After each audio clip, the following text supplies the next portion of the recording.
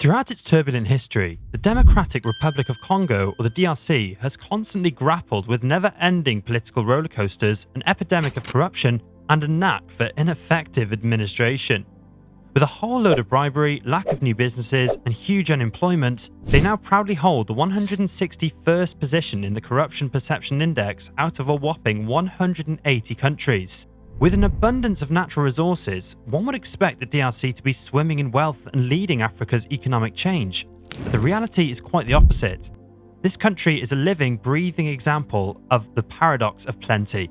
It's like a textbook case of having it all, but still having nothing. The DRC is chilling at the bottom when it comes to various socio-economic development measures. The Millennium Development Goals? Yeah, those were a no-go by 2015. And it continues to be stuck in the low-income lane with one of the saddest per capita GDPs on the planet. So, why exactly is corruption holding the DRC's economy back? Let's start out with a crazy important fact. Fair competition in the DRC has been severely weakened by politics and rent-seeking, especially in the extractive industries and governmental procurement sectors. Efforts to make government institutions more transparent are hampered by corruption.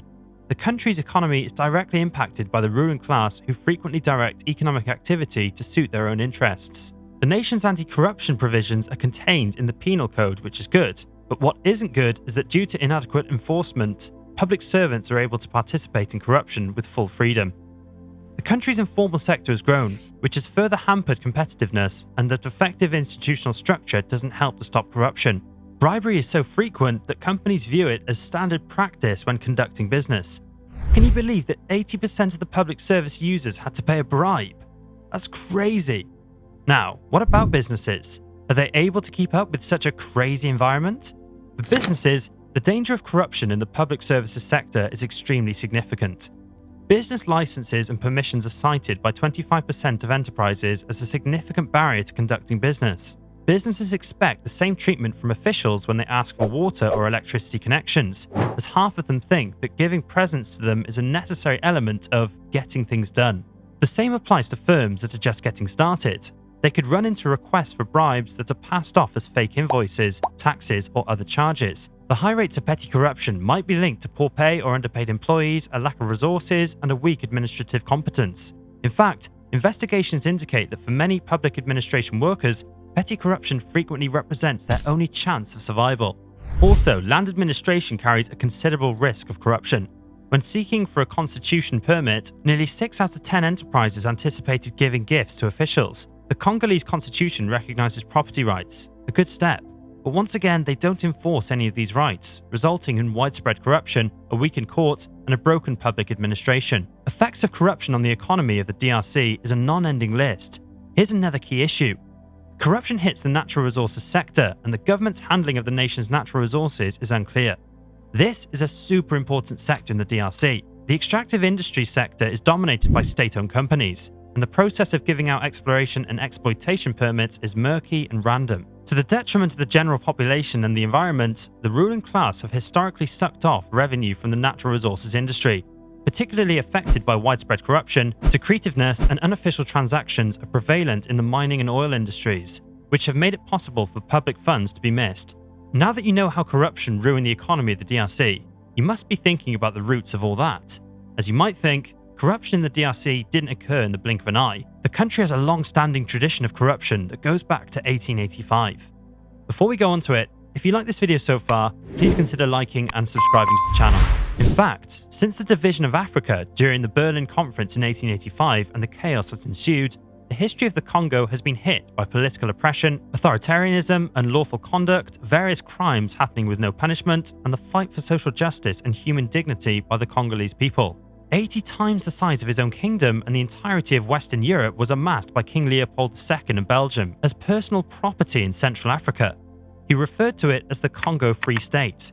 In order to quickly profit from the abundance of natural resources, Leopold's agents started a very harsh forced labor regime where locals were forced to supply predetermined amounts of rubber and ivory.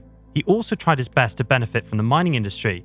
The DRC is super rich in natural resources, especially mineral resources, to the point that the mining industry represents 25% of its GDP. This industry is crazy important for them. Then, by the turn of the 20th century, Missionaries and other tourists to the Congo were spreading information about the terror and exploitation regime and the misery of the Congolese people. Luckily, the Congo Free State was renamed the Belgian Congo after Leopold was forced to turn the country over to Belgium in 1908. So, everything should be fine now. We can breathe a sigh of relief. Actually, not yet. The Congolese people's situation didn't significantly improve with the establishment of the Belgian Congo though, because forced labour, exploitation and persecution persisted under Belgian authority. Soon after, in the 1950s, the Congo's independence movement first rose. The small group of educated Congolese was affected by the winds of change that were blowing in colonies across the globe. Beginning in the early 1950s, this educated class of Congolese was led to think that, as Belgium's relations with its colony changed, they would progressively advance to posts previously occupied by Europeans in the colonial administration and the private sector. Strong resistance from several influential Belgian groups in the colony blocked their ambitions. In order to protect their interests, they established organisations that advocated for better circumstances for both themselves and their fellow citizens. Finally, we can see light at the end of the tunnel, right? No. Sorry to disappoint you, but corruption seems to have deep roots in the DRC. In 1965, Joseph Désiré Mobutu, the head of the National Army, carried out a national coup and became the head of the state. During that time, the country suffered a widespread acceptance and tolerance of corruption as a regular way of life. Can you believe that you wouldn't be able to do anything without a bribe? Without a bribe, no paperwork could be granted and no service could be provided. Now, in 2024, have things changed? A succession of abusive administrations have followed one another, and they have all been characterized by their corruption, greed, flagrant human rights violations, and ability to commit a wide range of crimes without consequence. What once aspired to be one of the richest nations in Africa was completely destroyed. Now that you know how governments of the DRC succeeded at keeping corruption a common tradition, you must be wondering what today's DRC economy looks like. First, let me tell you a shocking fact about small and medium enterprises. They are the major engine of growth. That's true in any other country but the DRC. Things are quite different.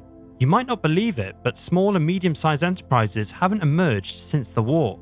What's more shocking is that, due to inadequate state administration, fewer than 5% of the workforce is employed by these small and medium-sized enterprises. The World Bank estimates that 71% of the DRC population live in poverty, and the formal sector unemployment rate is over 75%. That's insane! Over 3/4 of the population live in poverty. Even though the country can achieve positive GDP growth, reduction in poverty rate is so modest. Based mostly on a thriving mining sector in the country's south where major foreign businesses are extracting copper reserves, it recorded more than 6% economic growth in 2021. However, mining by itself won't reduce unemployment unless the government reinvests the earnings sensibly. The fact is that extractive industries don't directly employ many people because of the nature of their technologies, but if the government handles this well, they can indirectly create jobs through spending. Compared to other nations in the region, the DRC's poverty indices are still poor, with infant mortality hovering around 15% and fewer than 25% of the population having access to clean drinking water. A whopping 70% of people there live in extreme poverty, making it one of the world's poorest nations. They're among the least developed countries in the world, and violence is common, particularly in the east of the nation. As per the World Bank data, the overall unemployment rate in 2021 was 22.2%, but a big portion of those in the employed population work in informal employment, so the numbers don't do the DRC any justice. So, with so many problems and challenges, I'm wondering whether there is a place for anything to be done to save this collapsing economy. As you may have expected, decades of conflict, bad leadership, and underfunding have left the nation with one of the worst infrastructural gaps in the world, high rates of poverty, and limited access to essential services. In order to increase the economy's resilience, diversify it, and encourage more inclusive growth, huge reforms are needed. Along with actions to enhance public financial management, such as creating a single treasury account and eliminating untargeted fuel subsidies, there is also a need for measures to streamline the tax code, increase the tax base, and fortify tax administration. And of course, private sector growth and economic diversification would be aided by ongoing efforts to enhance governance and the business environment. Let me assure you that the current government seems to be doing better than before. You don't believe it? The International Republican Institute Center suggests that 69% of people there think that the president is doing a good or a very good job. Also, as the DRC is rich and diverse when it comes to mineral resources, rainforests, and peatlands, these are essential to the energy transition. Well, With the right policy frameworks and better governance, this can boost the economy and quality of life for its citizens. All told, the DRC has many development obstacles. Still, there are causes to hope for a brighter future. Hope for regional and national stability is raised by the first peaceful transfer of power in the history of the nation, which is essential for inclusive, long-term growth and development. The government of the DRC must take decisive action in response to the difficult development issues facing the country. The ruling class should put an end to their ongoing conflicts driven by self-interest in order to concentrate on the common good and provide hope to the millions of Congolese living in extreme poverty. Thanks for watching till the end. If you enjoyed this video, make sure to hit the like and subscribe buttons to receive more content. See you in the next video.